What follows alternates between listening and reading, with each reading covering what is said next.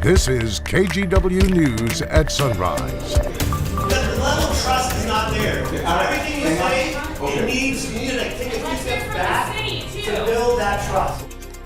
Emotions ran high last night in Tigard as community members voiced their concerns and their frustrations about a safe parking program for the homeless that would set up in a local church parking lot. We're going to have more on the proposal and the pushback coming up. Plus. It's me. Hi, I'm the problem, it's me. Okay, I love that song. We're giving you a bit of Taylor Swift on this Wednesday morning. But why? Well, because that song and others that have become trending sounds on TikTok may soon be gone. More on the contract deal that'll determine what music you use for social media videos in the future. That's coming up in our national headlines. Plus.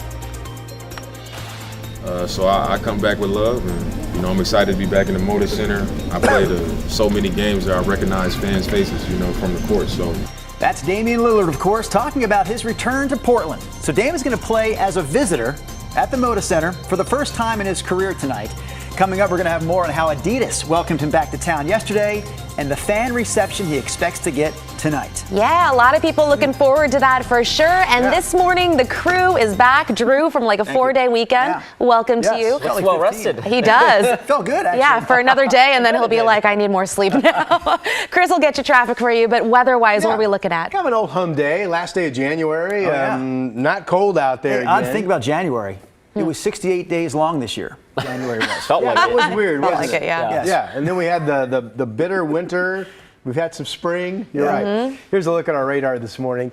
Overall, we've seen a split with some rain moving more up into Washington and rain moving more down toward the California border. But we're getting some moving in from time to time. Currently, it's mainly dry. Portland, Salem just now starting to get some more rain moving in. So I think the best wording in the forecast today is simply rain at times, meaning there will be some dry time and then some rain to push through and then some dry time. The bricks are wet. Here's that mild temperature that just continues. We're at 50 degrees right now. How about that?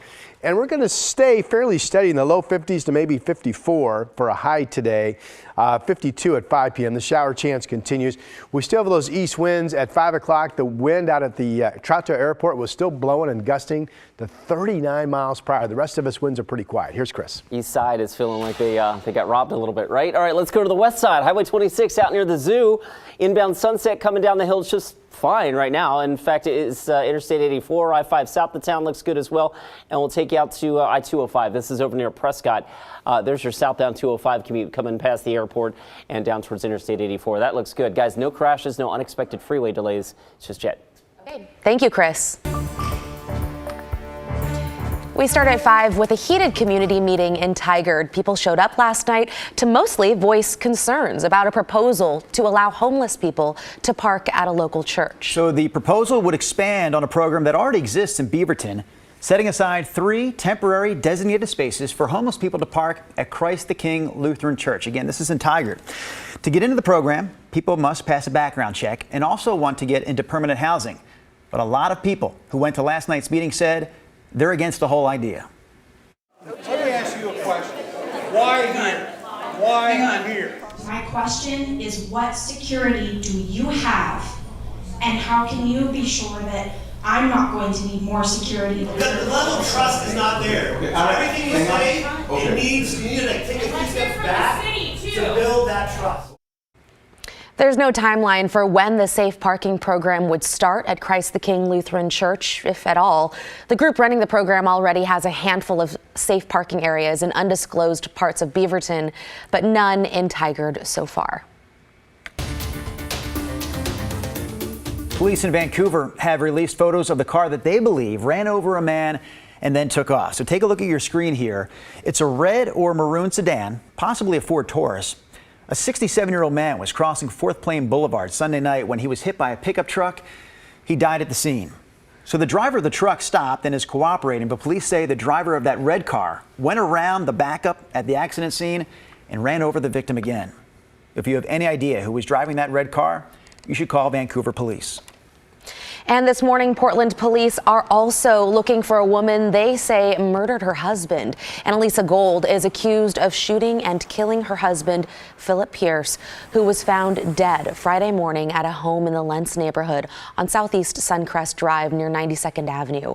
Police believe Gold may be driving a burnt orange Toyota 4Runner, like you see there, that one, with white decals on the back windows. Police also say they consider Gold armed and dangerous. All right, take a look at this next piece of video. It shows a helicopter landing at a city park in Beaverton yesterday afternoon to help a man who apparently set himself on fire.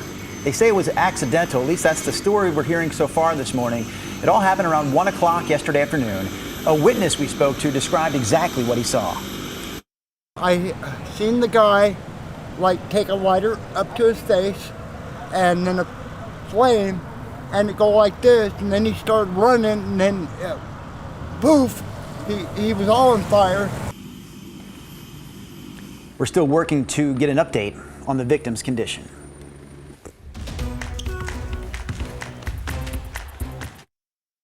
It's going to be tough to not cheer for him when he scores on us, but I'm excited to see him play against Ant and against Grant. Yeah, that'll be rough for sure, but exciting. He is talking about Damian Lillard, of course, who will be on the court tonight playing against the Trailblazers. Going to be weird. It'll be Lillard's first game at the Moda Center since he was traded back in September. And Blazers fans are super excited to see him back. To say the least. Yeah. Devin Haskins is live outside the Moda Center, one of the first arrivals there at the arena this morning. So, Devin, I know Blazers fans are getting ready to turn their clocks back to Dame time. Yeah, and I think this is one game that fans have had their on their calendar circled. Hey, Dame's return back here to Moda Center. Might be a little different, though, seeing him in a Bucks jersey versus a Blazers jersey, but it definitely gives fans, for the first time here at the Moda Center, a chance to say thank you to one of their favorite players.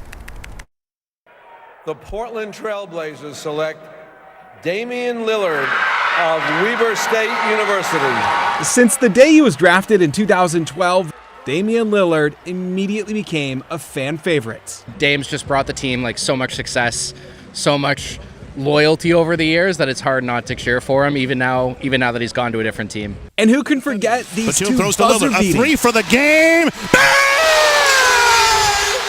game-winning plays that sent the Blazers deeper into the playoffs. Logo Lillard at his finest. Lillard quickly cementing himself on the Mount Rushmore of Trailblazer greats. Lillard, this is for the win! But as time wore on, winning a title seemed more like a distant dream, and Lillard wanted out. In October, Dame was traded to the Milwaukee Bucks. I don't feel like we let him down. I think he played hard while he was here, so. Danny Marang, a sports radio talk show host on 1080 to the Fan, said he's talked to Lillard about coming back after getting traded. Discussion we've had kind of back and forth is he's like, I want to show out. He goes, I want to win. I never wanted anything to go the way that it did publicly, and So when Lillard gets introduced on the floor, his introduction may not be quite the same. It might be a little quieter since he's now on the away team, but the crowd will be loud. I think we're going to be really happy to see him. There's going to be a lot of tears shed. I think the cheers will overcrowd the boos that we might hear from some of the fans. He knows that the fan base is going to go crazy for him, and he knows he's probably going to be a puddle of mush for a pretty heavy part of that game. And in the end, these kids have one request for Dame when the time comes. We really hope someday maybe you come back here on the Portland Trailblazers. Yeah, come play for Blazers again. One could hope, right? I hope those kids' wish comes true. So tonight, the Blazers, I'm told, will have a tribute video for Damian Lillard. And if you're looking for tickets are still available and actually kind of cheap to get into. Okay, not cheap, but I mean not as expensive as what I was expecting him to be, around that $70 range for the upper level part. Now, as far as his announcement go, I asked Mark Mason, the voice PA announcer for the Blazers, and I said, hey, do you have any plans for Dame's entrance? He goes, kind of just going to keep it respectful, but then go with the flow. He goes, I could probably start off saying, hey, 6'2" from Weber State, and the crowd will just drown me out, not even listen to a word I say from there on out. We'll send it back to you guys. The game starts at 7. All right, Devin Hastings reporting live for us this morning. I think that is the point right there. I think the fans are going to create that moment. We don't need the public address announcer to make that moment happen. We were all talking there during Devin's report this morning. I wonder if Dame's going to be like legitimately nervous for this game, like more nervous than usual. But you have a prediction. I think he's going to find the rims very familiar in the Moda Center. I think he's going to light it up, and I think the Bucks are going to roll big time. 40 points? I think 50 points? I'll put the over Vegas under at 40 points. I think he's going to have a big night. It's going to be hard not to cheer. Yeah. Well, it's fun to watch him shoot. No doubt about that. All right, here's the big curl in the satellite picture. You know, this is interesting because if you're just flipping through your phone or watching weather on TV, you see the big curl here on the satellite picture. You're like, wow, that's a big storm. And if you look at this on paper, it is. It's a big low. It's a deep low. But it never really marches inland. It just sits out here. And the main flow of the deepest moisture with the jet stream winds, if you will, are down here in the Northern California. So we're going to get some rain at times today, some rain at times tonight, some rain at times tomorrow from that same low. But it's looking more and more like it will never amount to much. It could be less than 1/4 of an inch of rain potentially for Portland throughout the next 2 days. That's some rain, but not a lot, right? Right now, though, there are some decent areas of rain. There's one that's pushed out through the gorge. You folks in the Dalles have had some moisture this morning. We've had rain at times here in Portland. Here's the way Futurecast is going to show it. This is pretty wet along the coast, some rain up into Seattle as well. But then it just kind of breaks out. Notice the bright colors. There's the main rain bullseye down in Northern California around the Oregon border. Notice during the afternoon there's very little moisture east of the Cascades. And really some rain here on the west side, but not a ton, right? So I don't think it's going to be a bad day to be out and about, and temperatures will be very, very comfortable as you're out and about once again today. Here we are tomorrow morning, Thursday. Now, one thing I want you to notice tomorrow, especially if you're watching us from a central and eastern area, Oregon, you'll get more scattered precip tomorrow than you will today. And notice we're starting to pick up some lower snow levels in blue there a little bit. Cascade snow levels that have been to 8,000 feet and above will finally start to come down. They'll be closer to 6,000 feet later today. They'll be down to about 4,000 feet the back half of tomorrow, but no big snow projections on the horizon. All right, we have clouds over the city. We've got rain in the area, nothing out at the airport right now. It's 50 out. Remember I said it's going to be comfortable again? Wow. 50-something from Seattle down to Salem. All of the west side temperatures, including the beach, in the 50s. Bend is at 55. John Day is at 52. Mild, mild, mild, right? Fairly steady numbers today. In fact, highs 56, Salem, Corvallis, southeast winds in the valley, 5 to breezy at times to 20. Rain totals up to at most 1/4 of an inch. And then up in southwest Washington, a reminder here that the gorge winds are still blowing into East Clark and Multnomah counties, gusting to about 40. Rain totals less than 1/4 of an inch, 55 degrees today up in Longview. And 53 tomorrow. Friday, only 49, more of a sunbreak scattered shower day. Now, I have a shower chance over the weekend, but notice my wording. Mostly dry, maybe completely dry on Saturday and Sunday. Highs will be in the 40s, and then we have rain picking up to start next week. But we're going to be back down to more of a normal temperature pattern, it looks like, through about the first 10 days of February. Mr. Carney is ready to go. I can see him out of the corner of my eye.